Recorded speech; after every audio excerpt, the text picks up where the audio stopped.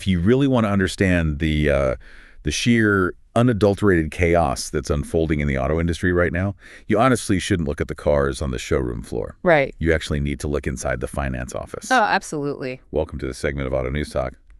And the reality we're looking at is that you can walk into a dealership and buy a 200-mile-per-hour supercar with a massive V12 engine, but you might end up paying for the tire warranty on that exact same car, the exact same way you pay for your monthly Netflix account.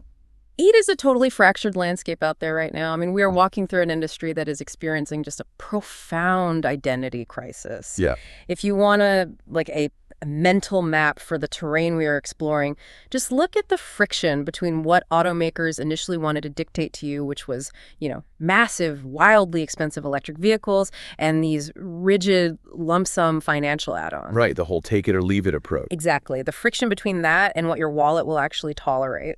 And the consumers finally forcing the issue, I think. Let's dig into the new car market first. Yeah. Because the initial EV strategy from almost every legacy automaker was, well, frankly, it was incredibly arrogant. Yeah, it really was. It was essentially, we're going to make it heavier, we're going to pack it with this massive battery, and we're going to charge an absolute premium for it. And reality is hitting them like a freight train right now. Oh, yeah. If we look at the source covering the latest auto industry updates, you can literally see automakers scrambling. The market is getting severely squeezed by this sudden, desperate push for EV affordability, and that's happening amidst wildly fluctuating consumer demand. Right. The initial wave was all about luxury pricing and, long-range specs, but the underlying economics simply do not work for the average household. So automakers are just being forced to hack away at prices and totally rethink their lineups. The numbers in that auto industry update are genuinely hard to process. Yeah. Like there's a specific detail in there that made me do a double take. Maserati slashed the price of the Grecale Folgore by $23,000. Wow. Yeah, that's huge. Right. You do not just shave 23 grand off a sticker price unless your business model is on fire. No, you don't. And simultaneously, you have Lucid offering 0% APR for 6 years just to move inventory while they are actively laying off staff. It highlights a massive vulnerability, They are attempting to balance managing consumer demand with avoiding just catastrophic financial losses. Yeah. And it's altering product roadmaps at the foundational level. That same reporting notes that Honda is actually bringing back the Element. No way. Yeah, which was always this quirky, boxy utilitarian thing. But they're bringing it back as an affordable hybrid. They're realizing they have to capture the buyers who are entirely priced out of the luxury EV space. That is wild. But, it's not just the pricing that's broken either. The physical designs are catching regulatory heat. Oh, for sure. That source also points out the mounting safety concerns. You have proposals for driverless cars with 0 brake pedals causing massive alarm. And then there are these extensive studies linking massive, incredibly tall truck hoods to a spike in pedestrian deaths. Right. The era of unchecked massive vehicles is facing severe pushback on all fronts. And the implication for the automakers is that the era of easy EV profit margins is officially dead. I mean, they are entering a brutal phase of margin compression. Totally. But of course, what that industry update doesn't answer is the long-term impact of these massive price reductions on profitability. I mean, you can only cut $23,000 off a sticker price so many times before you simply cannot afford to keep the lights on at the factory. Which brings us to the probably the most fascinating battleground of all, which is the pickup truck. Oh, boy. Yes, right. If any vehicle defines the bigger is always better American mindset, it is the truck. But when you dive into the reporting on how automakers are rethinking electric pickups, it becomes incredibly clear that the first wave of massive EV trucks basically failed to meet expectations. Failed spectacularly, I'd say. Yeah. And it ultimately comes down to the unforgiving laws of physics. Yeah. That dispatch on electric pickups, it points out the obvious high prices, but it zeroes in on the sheer weight and efficiency problems. Companies like GM, they tried to solve the EV truck problem by just shoving gigantic, incredibly heavy battery packs into the chassis to ensure long range. But adding a 3,000-pound battery pack requires heavier brakes Right. and a heavier suspension and a reinforced frame. Exactly. So the weight just spirals out of control, which completely destroys the overall efficiency. You're basically using half the battery power just to move the battery itself. Exactly. And then you try to do actual truck things with it. The reporting notes that while electric pickups offer incredibly smooth towing experiences because of that instant torque, the range just plummets when they are under a heavy load. I want to break down why that happens, actually, because it's not just a minor inconvenience, it's an aerodynamic disaster. Yes, break it down. So an internal combustion truck has incredible energy density in a tank of gas. An EV does not. And aerodynamic drag increases exponentially with speed. So when you hitch a giant boxy trailer to the back of an EV, you destroy the airflow. Yep. The motors have to work incredibly hard to overcome that drag. And because the battery only holds the energy equivalent of maybe like 3 or 4 gallons of gas, your range drops from 300 miles to 100 miles instantly. And that is exactly why the industry is finally waking up to actual buyer behavior. That pickup source points out a crucial mismatch, which is that most truck buyers aren't hauling construction equipment across the state every day. Right, they're going to the grocery store. Yeah, exactly. They use pickups as daily drivers, family commuters, and grocery haulers. So the new direction is a massive pivot toward much smaller, significantly lower-cost electric trucks. The targets they're aiming for now are wild compared to what we saw even a few years ago. The source mentions Ford is prepping a truck expected to come in around $30,000. Wow. And then you have startups like Slate targeting a stripped-down electric pickup with a base price of $24,950. Even Tello is developing a compact cab-forward truck aiming for roughly 40 grand. And for the buyers who absolutely still need to tow or who suffer from severe range anxiety, the pivot is moving toward extended range hybrids. Right. The reporting highlights that Ram has shifted away from a purely battery electric plan. Yeah. And the upcoming Scout vehicles are seeing the vast majority of their reservations land on the extended range hybrid configuration rather than the pure electric version. That is so telling. It really is. The implication is profound here. The next era of EV trucks is going to be judged by daily usability and extreme affordability, not by headline-grabbing towing capacity. Okay, well, I have to push back on this entirely. Okay, let's hear it. The engineering logic makes complete sense. But are Americans actually going to do this? We have been conditioned for generations to love massive, ego-boosting super trucks. You sit up high, you feel invincible. Are buyers really going to trade in their massive heavy-duty trucks for compact, sensible city haulers just to save a buck? That's the big question. Because the reporting clearly lays out the product shift. But what it definitely doesn't answer is whether the American consumer will accept these smaller vehicles as practical alternatives, or if they'll just, flat out refuse to buy them. That is the multi-billion-dollar gamble. And to see how the consumer might react, you just have to look at what budget-conscious buyers are already doing to sidestep this chaos. Because the new EV market is trapped in this weird cycle of price corrections and frantic resizing, consumers are just bypassing the showroom altogether, and they are flooding the used market. Which is completely upending the traditional depreciation math. We have a source analyzing how used EV values are climbing, and it makes the case that used EVs are surging in value and actually outperforming gas cars on the secondary market. Yeah. And it is purely driven by consumers seeking out lower operating costs. The data contrast there is just brilliant. It points out that wholesale non-EVs are basically flat. I mean, they are up less than 1%. But buyers are flocking to used EVs with such intensity that sales are up nearly 25%. Wow. 25%. Yep. Tesla, Hyundai, and Chevy are the ones leading that pack. And it isn't some, deep philosophical shift toward green energy either. It is literally the pain at the pump. Oh, absolutely. The memorable detail from that piece is the national average gas price hitting roughly $3.80 per gallon. That is a 21% jump. And that specific fuel squeeze drove the Manheim Used Vehicle Value Index for EVs up 12%. It creates a totally fascinating dynamic.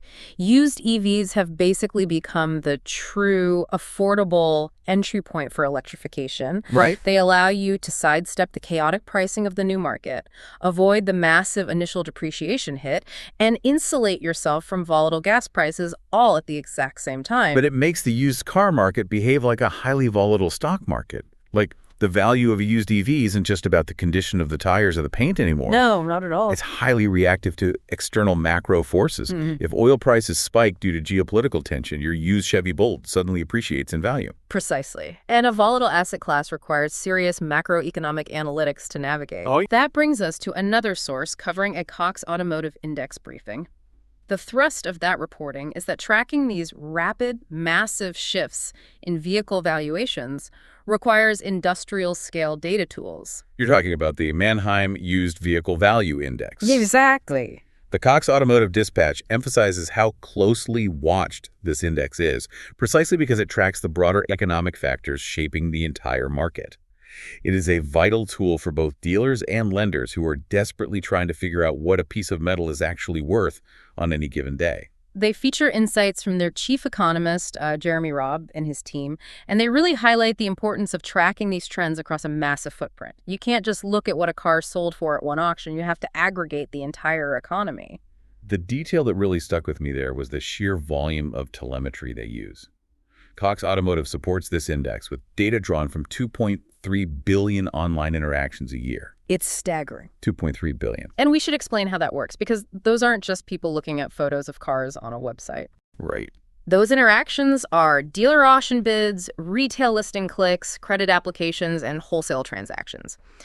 When you aggregate billions of those data points, you can mathematically predict demand curves before they even hit the dealership lot. Wow. The implication is that gut instinct is totally dead in auto sales. Dealers and lenders absolutely rely on this high-level aggregate data just to understand baseline valuations. Of course, because that specific Cox Automotive source is primarily a briefing announcement regarding their index update. What it doesn't answer is the granular data behind those broader economic trends. Sure. We get the macro view, but not necessarily the micro-level breakdown of every specific model's performance. True, but it proves the absolute necessity of the tool, because the market can turn on a dime. For example, our source on used EV values notes a massive looming threat.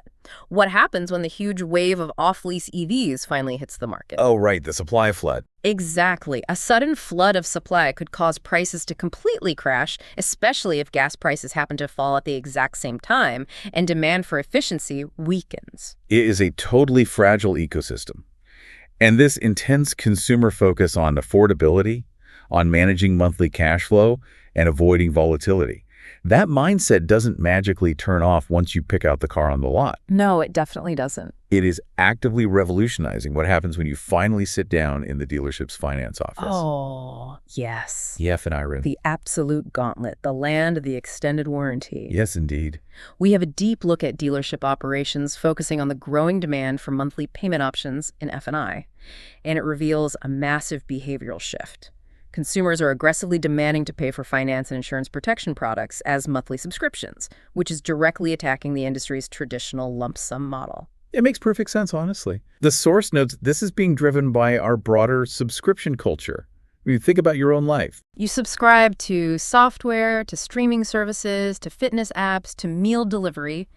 After you've spent 3 hours negotiating the vehicle price, the trade-in value, the down payment, and the interest rate, the finance manager asks you to hand over a massive $2,000 lump sum for a multi-year tire and wheel warranty. It's exhausting. It feels completely abrasive to the modern buyer. The lump sum model only exists in the first place because administrators needed to collect all the cash up front to price coverage around expected claims over a 3 to 5 year period. Yeah.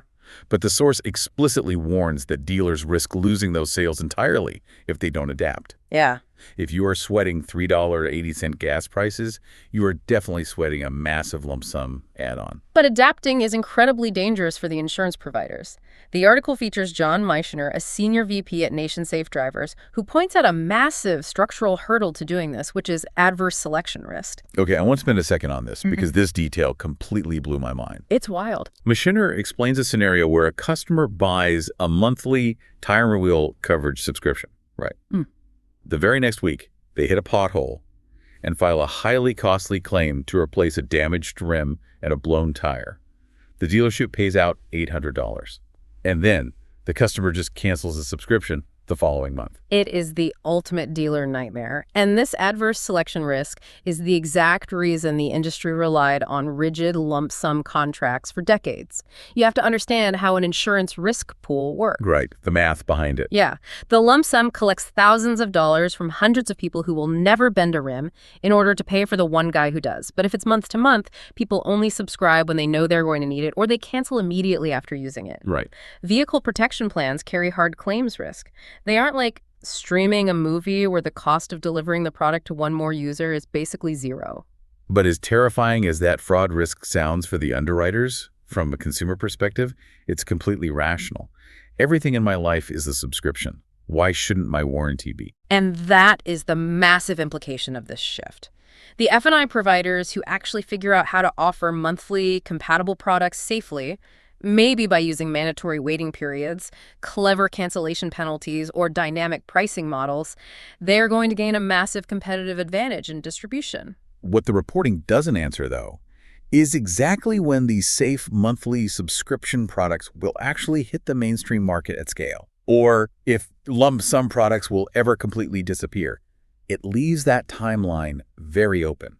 It's an evolution happening in real time. But, as we step back and look across all of this reporting, there is a totally fascinating contradiction staring us right in the face. What's that? We have spent this entire segment talking about extreme austerity. We've talked about buyers desperate for $25,000 mini trucks, buyers flocking to used EVs just to save on a gallon of gas, and buyers demanding flexible month-to-month payment plans so they don't have to put cash down on a warranty. Right, the budget is tighter than ever. The American consumer is tapped out. But if we pull back and look again at that first source covering the latest auto industry updates, there is a totally different parallel universe operating at the exact same time. Oh, yeah. Alongside all the EV price cuts and the panic over affordability, there is a continued, almost feverish obsession with high-performance, gas-guzzling vehicles. It's so jarring. Yeah. While Ford is sweating over how to engineer a tiny, cheap EV truck, Aston Martin is proudly finding a way to extend the life of their massive, fuel-thirsty V12 engine. Yep. Audi is bringing back a 500-horsepower Sport Quattro. And then you have Chevy pushing the Corvette ZR1X to hit 200 miles per hour, describing it as the quickest car they have ever tested. It's a complete paradox. How can these two realities coexist in the same economy? You have a market demanding absolute penny-pinching austerity and a market demanding a 200-mile-per-hour Corvette. It comes down to corporate finance, really. Automakers are executing what is essentially a barbell strategy. Okay, a barbell strategy. Yeah. On one end of the barbell, they are fighting a brutal race-to-the-bottom price war on the commuter and EV front, just to capture market share and hit regulatory volume targets. Right.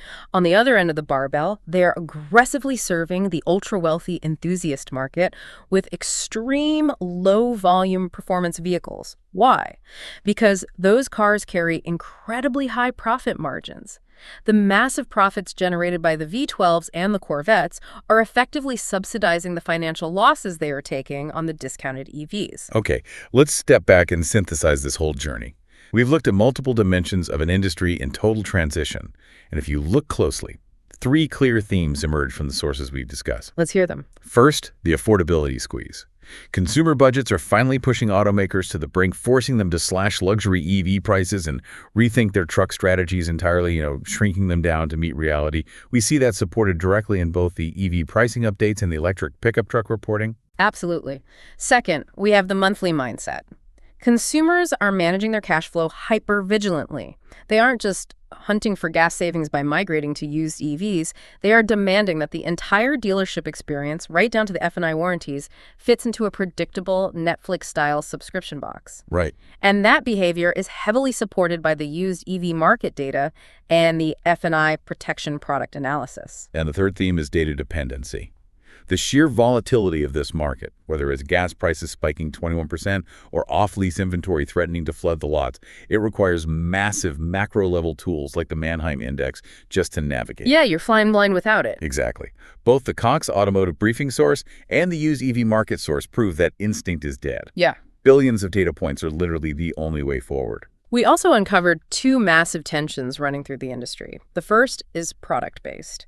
The desperate push for cheap, sensible EVs and smaller trucks clashes directly with the simultaneous boom in extreme 200-mile-per-hour gas guzzlers. The electric pickup source and the auto industry update source show an industry violently trying to serve 2 completely opposite masters. And the second tension is purely financial.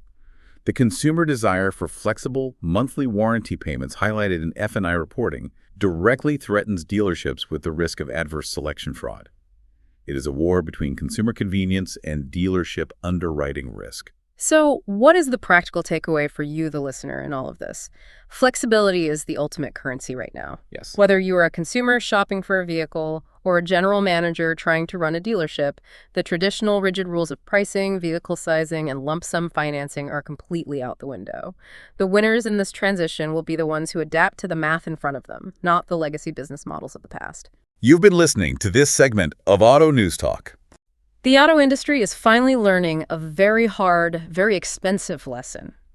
You can build the biggest, most capable truck in the world, but if it doesn't fit in the consumer's monthly budget, it is never going to leave the lot. It really is the ultimate reality check. But I want to leave you with one final thought to ponder as we wrap up today. Go for it.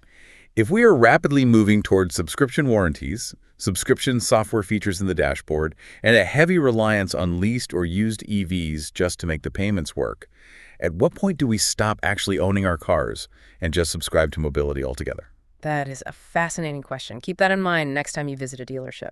Thanks for joining us on Auto News Talk.